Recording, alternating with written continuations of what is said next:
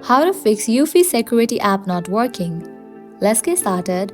Solution 1. Update the app to its latest version. For that, open your App Store. Now search for the app Eufy Security.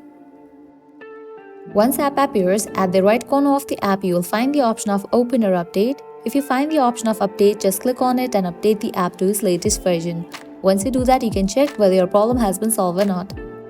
Solution 2. Clear cache for the app. For that, open your settings. Scroll down, head towards the option of General. Now open this option iPhone Storage. In this page, you will be able to find all the apps that are installed in your device.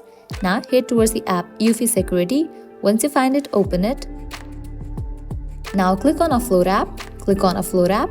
Offloading app clears cache for the app. Now click on Reinstall app. After completion of reinstallation process, you can check whether your problem has been solved or not. If you still encounter this issue, apply solution 3. For that, you will need to completely delete this app from your device and reinstall it. Now, long press on your Eufy Security app. You will find different options. Click on the option of Remove app. Click on Delete app. Click on Delete. This app has been deleted from your device.